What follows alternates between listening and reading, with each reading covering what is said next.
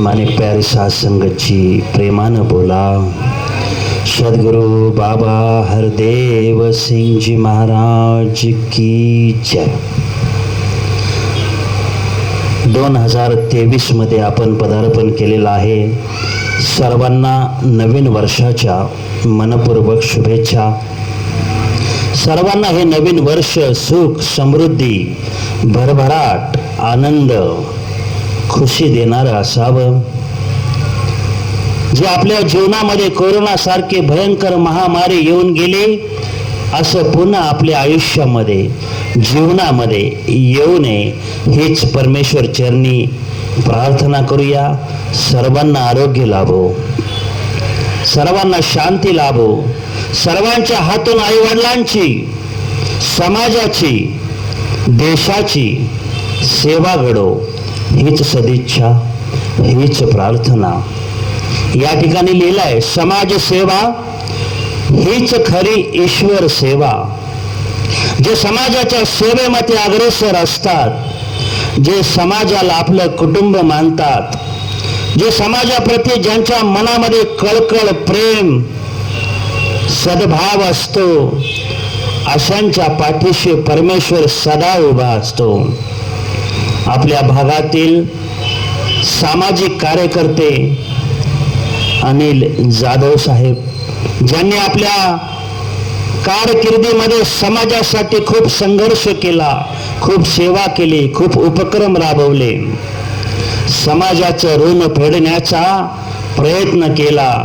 अशा समाजसेवकाला वंदन प्रणाम, ज्यांच्या पाठीशी परमात्मा परमेश्वर अखंडपणे उभा आहे, ज्यांच्या पाठीशी समाजातील प्रत्येकाचे आशीर्वाद, प्रत्येकाचे प्रेम, प्रत्येकाचे ते आशीर्वाद खुशी सुख अशा लोकांच्या पाठीशी आहे. असे लोकप्रतिनिधी समाजात असावेत जेणेकरून समाजाचे सुखदुःख वाटून घेताना ते समाज म्हणजे आपले कुटुंब आहे. कुटुंबातील प्रत्येक व्यक्तीला जी गरज असते आणि कुटुंबाच्या प्रती आपलं प्रेम असतं, कुटुंबामधील एखाद्या व्यक्तीला पायाला ठेस लागली तर आपल्या मनामध्ये कळकळ निर्माण होते, वेदना होते, दुःख होते. असेच समाजसेवक समाजाला आपलं कुटुंब मानून समाजाची सेवा निस्वार्थ भावनेने करत असतात. म्हणून अशा समाजसेवकांना लोकांचं लोकप्रतिनिधित्व करण्याची संधी प्राप्त झाली पाहिजे. हेच आपण परमेश्वर चरणी प्रार्थना करूया की अनिल जाधव साहेबांसारखे थोर समाजसेवक लोकप्रतिनिधी बनावेत. त्यांनी लोकांचे प्रश्न सोडवण्यासाठी आपला आवाज महानगरपालिकेमध्ये विधानसभेमध्ये पोहोचवावा. हीच आपण परमेश्वर चरणी प्रार्थना करूया. आणि नवीन वर्षाच्या सर्वांना मनपूर्वक शुभेच्छा. जे जुन्या वर्षामध्ये आपल्या हातून घडून गेलं त्याच्यावर पांघरून टाकत ते विसरून जात नव्या वर्षामध्ये आपल्या हातून चांगलं कार्य घडावं, समाजाच्या हिताचं कार्य घडावं अशी भावना असं कर्म आपण करत राहावं प्रत्येकाने आणि समाजासाठी झटत राहावं. तरच आपलं खऱ्या अर्थानं आपल्याला देखील तो परमेश्वराचा आशीर्वाद प्राप्त होणार आहे. माझ्या आधीच्या अनेक वक्त्यांनी सांगितलं की हा जन्म सर्वश्रेष्ठ आहे. 84 लक्ष योनी फिरल्यानंतर माणसाचा जन्म आपल्याला प्राप्त होतो. किती महाभयानक यातना सोसून आपल्याला हा नर देह प्राप्त झालेला आहे. सर्व जन्माचे शेवटी मनुष्य जन्म पावे पाठी यापरी उत्तम कीर्ती म्या रचली नाही. म्हणजे सर्व जन्मांमध्ये श्रेष्ठ हा नर जन्म आहे. यापेक्षा श्रेष्ठ भूतलावर 84 लक्ष योनीमध्ये दुसरा जीव नाही, जन्म नाही.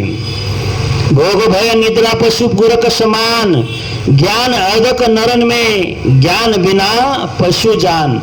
प्राण्यांमध्ये आणि मानवामध्ये फरक तो काय? भोग, भय, निद्रा या सर्व गोष्टी प्राण्यांमध्ये आहेत, माणसामध्ये आहेत.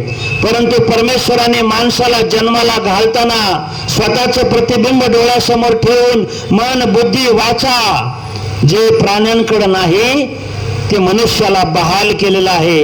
आणि मन, बुद्धी, वाचेद्वारे मनुष्य आपल्या यातना मांडू शकतो, आपलं प्रेम मांडू शकतो, आपला आनंद मांडू शकतो, आपलं सुख जाहीर करू शकतो, दुःख मांडू शकतो.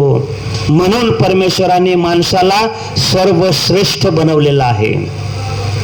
माणसाचा जन्म प्राप्त झाल्यानंतर आम्ही संसाराच्या रहाट गाडग्यामध्ये एवढे अडकून पडलोय की आपल्याला वाटतंय आपल्याला पैसा कमावणे म्हणजे आपलं सर्वस्व आहे. परंतु खऱ्या अर्थानं परमेश्वराने जन्माला घालताना माणसाचा मृत्यू देखील लिहून ठेवलेला आहे.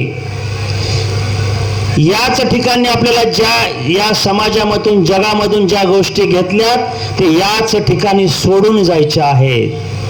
पहा, घर इथंच बांधलं, आई वडील इथेच प्राप्त झाले, पत्नी, मुलं याच इथेच प्राप्त झालं, धन, दौलत, संपत्ती, संपदा सर्व याच ठिकाणी मिळालं. आणि जाताना मात्र खाली हातानं माणूस हे सर्व जग सर्व सोडून जातो. सिकंदर राजाने जग जिंकलं होतं आणि जग जिंकल्यानंतर शेवटचा क्षण त्याच्या जवळ आला, जेव्हा सर्व वैद्य, हाकीम, उपचार करणारे थकून गेले आणि सांगितलं, आता तुम्ही याच्यामध्ये वाचू शकत नाही, आता तुम्हाला देह त्याग करावा लागेल, आता तुमच्या शरीरातला आत्मा तुमच्या शरीराचा त्याग करेल. तेव्हा सिकंदर राजाने आपल्या प्रधानाला सांगितलं की मी जेवढं जेवढं जमवलंय, कमवलंय ते सर्व सोनं, दौलत, हिरे, माणिक, मोती मला जाताना माझ्या बरोबर घेऊन जायचंय. त्यावेळेस प्रधानाने सिकंदर राजाला सांगितलं, राजा, जे या ठिकाणी जमवलंय, जे या ठिकाणी कमवलंय ते तुला याच ठिकाणी सोडून जावं लागेल. या जगातील धन, दौलत, संपत्ती तर तू घेऊन जाऊ शकत नाहीस, परंतु हे पंचतत्वाचं शरीर जे आहे, पृथ्वी, आप, तेज, वायू, आकाश, हे जे ज्या पंचतत्वापासून हे शरीर निर्माण झालंय, हे शरीर देखील पंचतत्वामध्ये विलीन होणार आणि आत्मा तुझा परमात्म्याकडे विलीन होणार किंवा 84 लक्ष योनीच्या फेऱ्यामध्ये जाणार.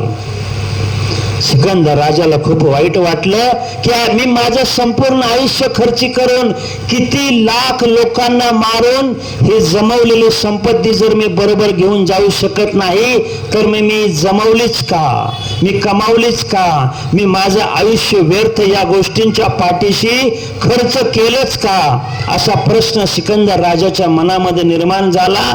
आणि सिकंदर राजाने सांगितलं, जेव्हा माझ्या शरीरातून आत्मा निघून जाईल, जेव्हा हा देह त्याग केला जाईल, त्यावेळेस माझ्या पुढं, अंत यात्रेच्या पुढं वैद्य, हाकीम, माझे सर्व मंत्रिमंडळ, प्रधान सर्व माझ्या यात्रेमध्ये पाहिजे.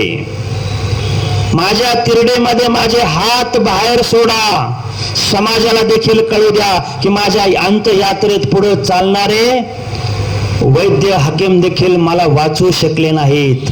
आणि ज्या सिकंदर राजाने संपूर्ण जग जिंकलं, त्या सिकंदर राजाला खाली हातानं ही सृष्टी सोडून जावं लागलं.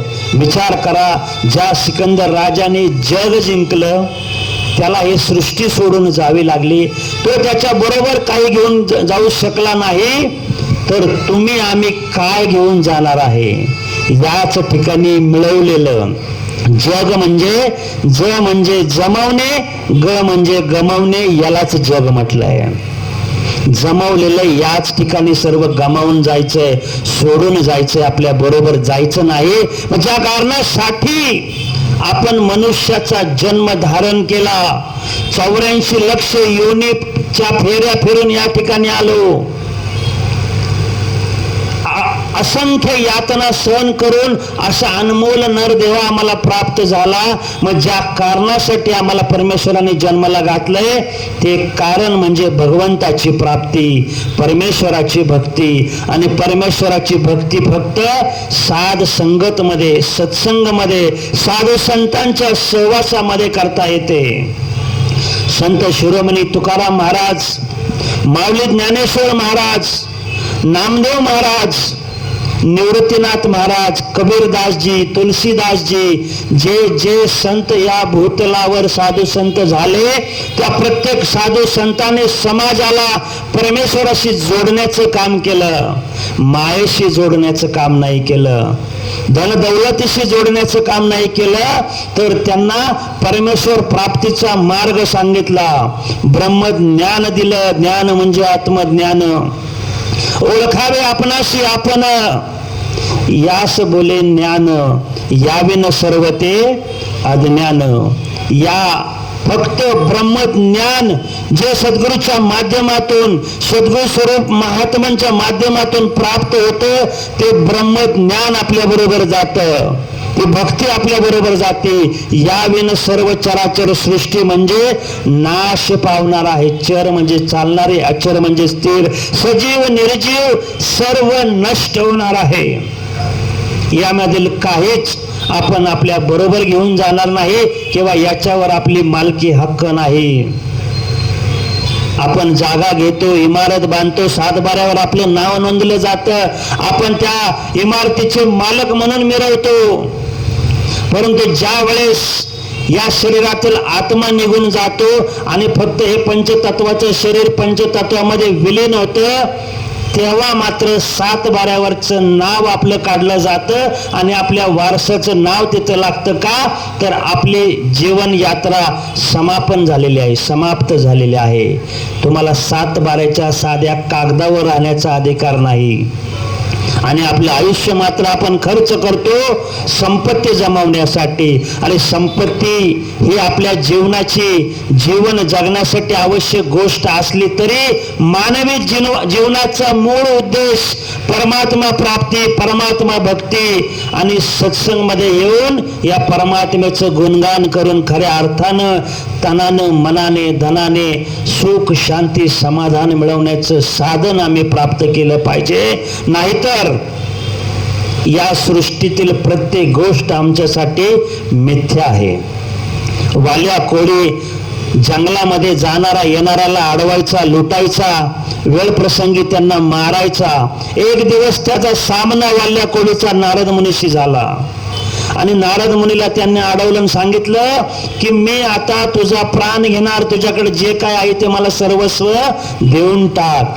त्यावेळेस नारद मुनीने त्याला सांगितलं की वाल्या, त्या समोरच्या झाडावरचे पिंपळाची 2 पानं तोडून आण. वाल्याने जाऊन लगेच पानं तोडून आणली आणि सांगितलं जा आता पुन्हा त्या ठिकाणी जाऊन जोडायचं काम कर. त्यावेळेस वाल्या म्हणाला की तोडलेली पानं पुन्हा त्या झाडाला जोडता येत नाहीत. नारद मुनीने सांगितलं साधे शुल्लक झाडाची पानं तोडलेली जोडता येत नाहीत, तू तर मनुष्याचा प्राण घेतो, त्यांचा खून करतो, त्यांचा अंत करतो, तो प्राण तू कसा परत देऊ शकणार आहेस. वाल्याला फार वाईट वाटलं. मग नारद मुनीने सांगितलं की तू करतो कशासाठी, लोकांचे प्राण कशासाठी घेतो. म्हणला माझा परिवार आहे, परिवाराच्या सुखासाठी. म्हणजे एकदा जाऊन परिवाराला विचार की तू जे हे करतोयस या पापाचे भागीदार ते आहेत का. घरी गेले, वाल्या कोळी घरी गेला, पत्नीला विचारलं, मुलांना विचारलं की मी जे करतोय तुमच्यासाठी याचे भागीदार तुम्ही आहात का. त्यावेळेस त्या कुटुंबाने सांगितलं आम्ही तुमच्या पापाचे भागीदार नाही. तुम्ही जे करताय कुटुंबाचे पालन पोषण करण्यासाठी कर्तव्य म्हणून करताय, पण तुम्ही केलेल्या चुकीच्या कर्माच्या फळाचे आम्ही भागीदार नाही. तेव्हा वाल्याला कळलं की अरे मी माझ्या आयुष्यामध्ये खूप मोठे गुन्हे केलेले आहेत, खूप मोठ्या चुका केल्यात, हा मार्ग चुकीचा आहे. म्हणून तो नारद मुनीला शरण गेला आणि वाल्याचा वाल्मिकी ऋषी झाला. आणि वाल्मिकी ऋषींनी रामायण लिहून ठेवलं. विचार करा की आपण देखील चुकीच्या मार्गाने जातो, चुकीच्या गोष्टी करतो, परंतु या भूतलावर केलेल्या गोष्टींची परतफेड याच ठिकाणी करायचे. म्हणून चांगलं कर्म केलं पाहिजे, समाजाच्या हितासाठी झटलं पाहिजे, समाजाला आपण चांगलं काहीतरी देण्याचं काम केलं पाहिजे. हीच मानवता आहे आणि हीच मानवता प्रस्थापित करण्याचं काम सद्गुरू बाबा हरदेव सिंगजी महाराज यांनी आपल्या हयातीमध्ये केलं. समाजाला प्रेरणा दिली, मानवाचं नातं परमेश्वराशी जोडण्याचं काम केलं. निरंकार म्हणजे हा परमात्मा जो आमच्या अंग संग आहे. God is everywhere, there is no place where God is not present. अशी एकही जागा या भूतलावर नाही की जिथे परमात्माचं अस्तित्व नाही. परंतु परमात्माचं अस्तित्व तुम्हाला जोपर्यंत दिसत नाही, जोपर्यंत तुम्ही सद्गुरूला शरण जात नाही. सद्गुरूशी शरण जाय त्याशी ब्रह्म प्राप्ती होय. न लगे अनेक उपाय, दरे सद्गुरूचे पाय. कित्येक भाविक भक्त आले या ठिकाणी, 5 मिनिटं बसले, 10 मिनिटं बसले, त्यांच्या कानावर काही शब्द पडले आणि काही शब्द पडल्यानंतर देखील त्यांच्या जीवनामध्ये त्यांना सुखाची प्राप्ती होणार आहे, आनंदाची प्राप्ती होणार आहे. या चराचर सृष्टीचं घेतलेलं सर्व याच ठिकाणी सोडून जायचं असेल तर थोडंसं कर्म असं चांगलं करूया, थोडंसं पुण्य गाठीशी बांधूया, थोडासा परोपकार करूया, जेणेकरून आपल्या मागं देखील आपलं नाव लोकांनी चांगल्या पद्धतीनं घेतलं पाहिजे, आदराने घेतलं पाहिजे. कारण मरावे परे कीर्ती रूपे उरावे. माणसाला मरायचंच आहे, परंतु कीर्ती मागं राहिली पाहिजे आणि ती कीर्ती परोपकार करूनच मागं राहणार आहे. आणि ते परोपकार करण्याचा मार्ग म्हणजे सत्संग आहे, भक्ती आहे, साधू संतांचा सहवास आहे. साधू संतांच्या सहवासामध्ये जाऊ देवाची या गावा, प्रेमाचा विसावा घेण्यासाठी जाऊ देवाची या गावा. देवाचं गाव म्हणजे सत्संग आहे. संतांच्या संगती मनमार्गती आकळावा श्रीपती येणे पंथे. संतांच्या संगतीमध्येच जेथे जातो तेथे तू माझा, जेथे जातो तेथे तू माझा सांगती. चालविषय हाती धरुणी. अरे परमात्मा सगळीकडे आहे. तुमचं दुःख, तुमच्या यातना परमेश्वराच्या चरणावर एक अरदास करा, प्रार्थना करा. बघा, परमेश्वर कोणाच्या ना कोणाच्या रूपात धावून येऊन तुमची मदत करतो. कारण परमेश्वर सगळीकडे आहे. परमेश्वराचं अस्तित्व आम्हाला कळालं पाहिजे आणि ते अस्तित्व केवळ आम्हाला सत्संगच्या माध्यमातून प्राप्त होत असतं. स्पिरिच्युअल सोशल अँड चॅरिटेबल फाउंडेशनच्या आध्यात्मिक विभागाच्या निराकार आध्यात्मिक मिशनच्या वतीनं संपूर्ण भारतभर आदरणीय पूज्य कमला सेतिया माताजी यांच्या आशीर्वादाने आध्यात्मिक सत्संग प्रवचनाचं कार्य सुरू आहे. आणि या पावन यज्ञामध्ये प्रत्येकाने सहभागी व्हा. नर जन्म श्रेष्ठ आहे, पण तो पावन पवित्र करण्यासाठी, आपल्या जीवनाचं सार्थक करण्यासाठी या सत्संगमध्ये येऊन बसा. आनंद प्राप्त करा, सुख प्राप्त करा. कारण जीवन दुःख बांधवडी आहे. हा संसार सुखाचा विचार नाही कोठे. या संसारामध्ये सुख तुकाराम महाराजांनी लिहून ठेवलंय. सुख पाहता जवा पाडे, दुःख पर्वता एवढे, दरी दरी आठवण माना संतांचे वचन. रात्रीने नेलो ते अर्धे बाळपण जरा व्याधे, तुका म्हणे पुढा गाना जमी जसे मुडा. तुकाराम महाराज काय म्हणतात? संत शिरोमणी तुकाराम महाराज म्हणतात, या जीवनामध्ये सुख जवा एवढं आहे, दुःख मात्र पर्वता एवढं आहे. आपल्या आयुष्यामधील अर्धा काळ बालपणात गेलाय, अर्धा काळ आपला संसारात चाललाय. अरे थोडासा काळ या भगवंताच्या भक्तीमध्ये खर्च करा, या साधू संतांच्या सहवासात खर्च करा. खऱ्या अर्थानं आपल्या जीवनाचं सार्थक झाल्याशिवाय राहणार नाही. तर दर गुरुवारी या ठिकाणी सत्संगचं आयोजन श्रावण चव्हाणजी महात्मा यांच्या नेतृत्वाखाली होणार आहे. ज्यांच्या कानावर आवाज जातोय त्यांनी या ठिकाणी सत्संगला येऊन बसायचं आहे आणि आपल्या बरोबर पण कोणाला तरी सत्संगशी आणायचं आहे. आयुष्यामध्ये लक्षात ठेवा, सत्संगशी जो जोडतो तो आपला मित्र आहे आणि सत्संग पासून तो तोडतो तो आपला शत्रू आहे. तर शत्रू न बनता मित्र बनण्यासाठी सत्संगला जोडण्याचं काम करायचंय, भक्तीशी जोडण्याचं काम करायचंय, या परमात्माशी आपलं नातं जोडायचंय. खऱ्या अर्थानं परमात्माशी नातं आमचं सत्संगच्या माध्यमातून जोडलं जाणार आहे.